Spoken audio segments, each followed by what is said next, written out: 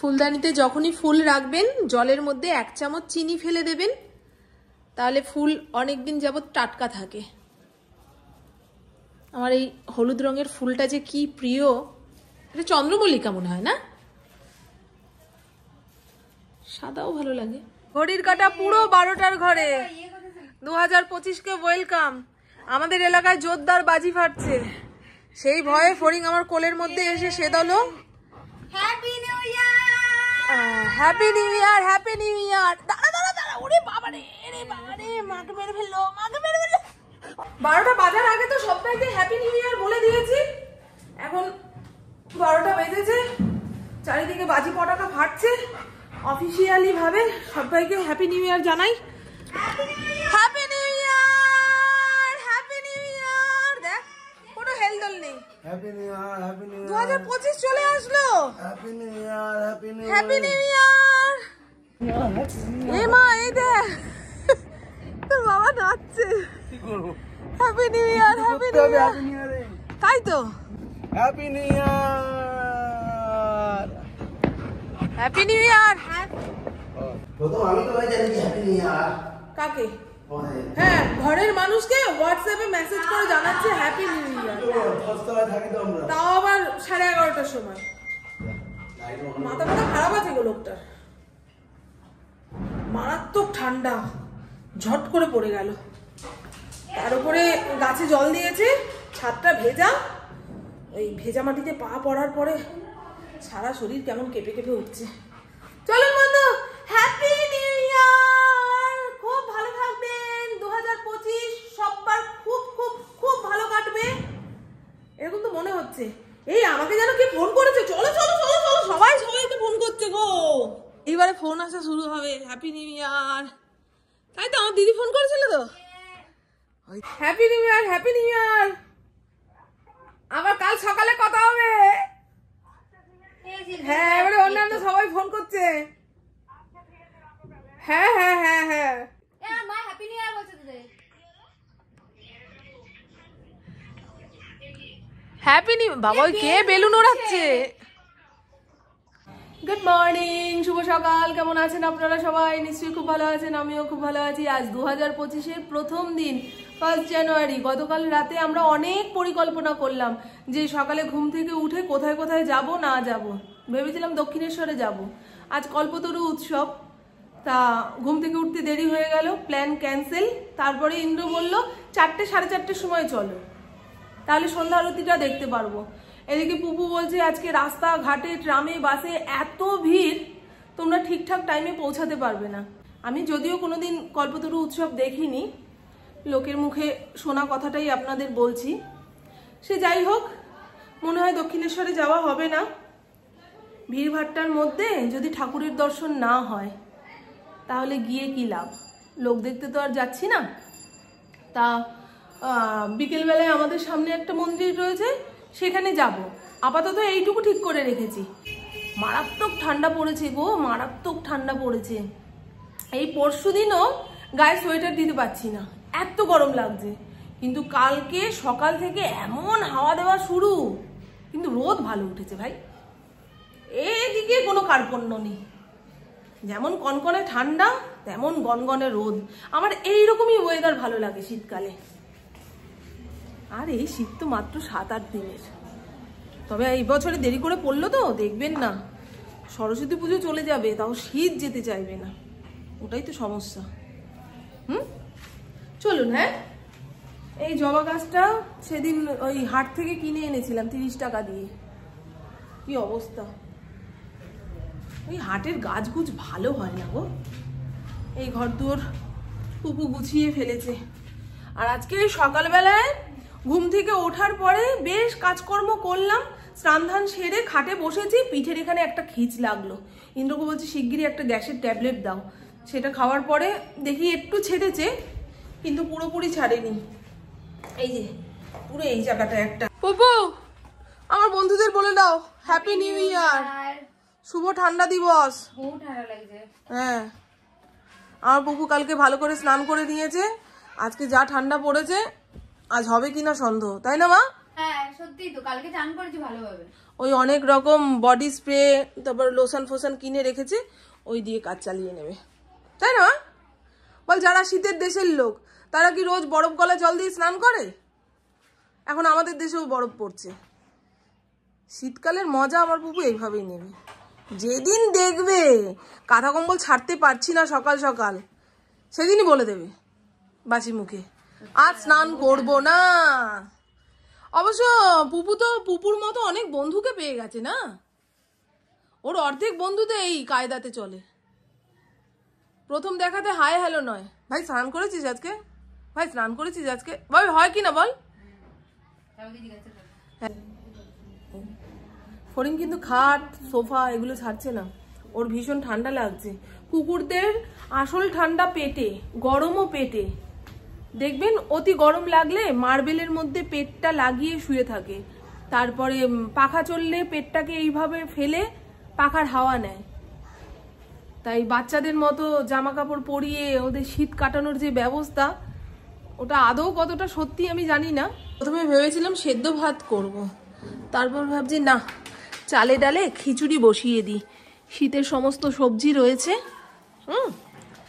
গরম গরম ভালোও লাগবে, আর যা ঠান্ডা পড়েছে শরীরও গরম হবে।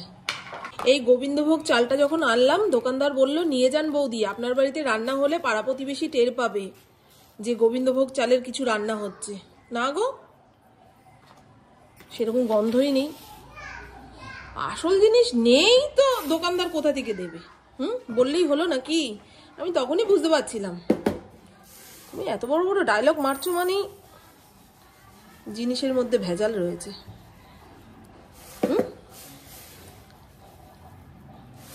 যতটুকু চাল ততটুকু ডাল একটু কমিয়ে দিলাম।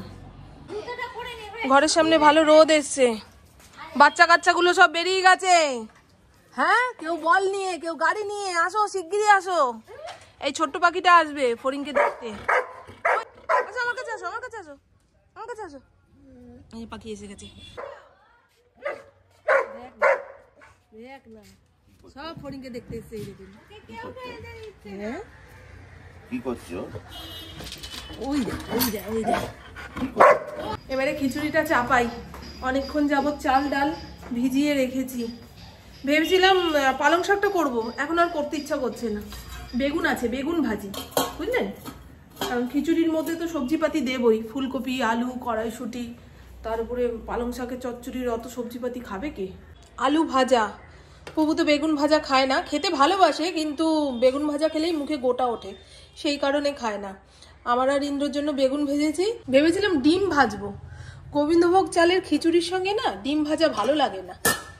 আর এই হলো শীতের সবজিপাতি দিয়ে খিচুড়ি। তার দেখাই, একটুখানি ঘেটে না দেখালে আপনারা বুঝতে পারবেন না। এই দেখুন, এখনো গরম আছে তো, একটু ঠান্ডা হলে জমে যাবে। দেখেছেন, খুব স্বাদ হয়েছে। বেশি করে ঘি দিয়েছি। আর গতকালকের ইঁচড়ের তরকারি, ভাবতে পারা যায় 1 জানুয়ারিতে এই খাওয়ার। চুপ করো, এক কথা বারবার বললে ওটাতে আর হাসি পায় না, লোকে বোকা বলে। আমি বলছি না, আমাদের ইন্দ্র ছোটখাটো রোগকে কখনো ছোটখাটো ভাবে দেখে না, একদম। এ ব্যথা গ্যাসের নয়, এটা অন্য রকম। এখন আমাকে ভর্তি করতে হবে, তারপরে স্যালাইন দিয়ে ফেলে রাখতে হবে, তাই না ইন্দ্র? হ্যাঁ গো, সেই সকালবেলায় যে গ্যাসের ব্যাটারটা পিঠে ছিল, সেটা সারা বডিতে ঘুরে ঘুরে ঘুরে ঘুরে বেড়াচ্ছে। এই যে এসে গেছেন, মনে হয় কোনো বড় একজন মনীষী সেই হাব ভাবে দাঁড়ায়। মাইস হাই স্কুলে একখানা স্ট্যাচু ছিল না বগলা প্রসাদের, সেরকম লাগছে। হতে পারবে না, মানে ওনার মতো লাগছে, ওনার কাটিং এ তুমি দাঁড়িয়েছো, সেটাই বলছি। মহাপুরুষ বছরে সালে একটাই হয়, মানে 1000 বছরে একটাই হয়। 11-1-12, 10-2-12। এই আমাদের এই ঘড়িটা পাল্টাতে হবে না? 8-4-12, 7-5-12। এটা কি এখন ফেসবুক ঘেটে জেনে আসলে নাকি হিসাবটা? ঘড়িতে যে নাম্বারগুলো দেওয়া আছে, একটার সঙ্গে একটা যোগ করলে যে 12 বেরোয়, সেই করছে। অঙ্কে কাঁচা। অপুকে ডাকি, অপুপু মা চলো খাবে, শিগগিরই চলো। গরম গরম খিচুড়ি খেয়ে কম্বলের নিচে ঢুকে পড়বে, ব্যাস সন্ধে হলে আর তোমাকে ডেকে খুঁজে পাওয়া যাবে না। ও বলেছিল তোমরা বিকেলে বেরোলে যাব, আমি তোমার কথা আমি শুনলাম। আমার পুপু বড্ড শীত কাতুরে, অতিরিক্ত। Good evening. এখন ঘড়ির কাঁটা কতর ঘরে জানি না, এতক্ষণ যাবত ইন্দ্র ডাকাডাকি করছিল, কি গো মামন বিকেলে বেরোবে বললে বেরোবে না? আমি ধুর, কম্বল ছেড়ে বেরোতে ইচ্ছা করছে না, আর বাইকে করে অত দূর যাওয়া। ও 7টা বাজে, চা চাপিয়ে দিয়েছি, পুপু হাত মুখ ধুয়ে আবার পড়তে বসবে। বিকেলের দিকে এই স্পেশাল করে চাটা না খেলে না পরের কাজগুলোতে এনার্জি পাবো না। যদিও পরে কোনো কাজ নেই, দুপুরে যা খিচুড়ি বানিয়েছি আধা হাঁড়ি রয়েছে, এই ডিমের অমলেট করে দেবো রাতে। ওরা খিচুড়ি ডিমের অমলেট খেয়ে নেবে, আর আমি খাবো কিনা জানি না ভাই। ওই গ্যাসের যে খিচটা লেগেছে পিঠে, এবারে বলবেন তুমি কি করে বুঝলে, তুমি কি ডাক্তার নাকি, ওটা গ্যাসের খিচ না অন্য খিচ? ইন্দ্র যেটা বলে গেল, আপনারাও হয়তো ভাবতে পারেন আমার মাঝে সাঝে এরকম লাগে। কালকে গুড়কাঠি এনেছিলাম, সেটা সকাল থেকে দুপুর পর্যন্ত খেয়ে খেয়ে শেষ করেছি। খালি প্যাকেট দেখে কুকুর আগারাগি করলো। ও তোর কি মনটা পড়েছিল গুড়কাঠির ওপরে? ওই জন্যই দেখ ওটা খেয়ে আমার গ্যাস হচ্ছে, গ্যাসের ব্যথা মানে পিঠ থেকে এদিক ওদিক ঘুরছে। একটু আগে মাথা যন্ত্রণা করছিল, গরম জল খেলাম, পুপুকেও দিলাম। তো চলুন বন্ধু, আজ 1 জানুয়ারি। অনেকেই অনেক রকম পরিকল্পনা করে রেখেছে সারা বছরে তারা কি করবে না করবে, পুরনো বছর থেকে অনেক কিছু শিখেছে, অভিজ্ঞতা নিয়েছে। এবারে নতুন বছরে যা যা করব এবারে আর বলবো না, মনে মনে করব। আমি ওজন কমাবো তো সেটা মনে মনে। কালকে মেপে রেখেছি 72 কেজি হয়েছে। কিছুদিন আগে যখন মেপে চুপে খাবার খাচ্ছিলাম, আমি ওজন কমাবো গান শুরু করেছিলাম, তখন ছিল 68 কেজি। ভাবতে পারছেন এই কয়দিনে কত কেজি বাড়িয়ে ফেলেছি। দেখা যাক 2025 শেষের আগের দিন আর একবার মাপবো, যদি 10 কেজি ওজন কমাতে পারি তো ভালো কথা। এখন তো সর্দি কাশি জ্বর জ্বালা নিয়ে ডাক্তারখানায় যাবেন, আগে চেহারা দেখে বলবে আপনি ওজন কমান, ওজন কমালে সব ঠিক হয়ে যাবে, তাই না?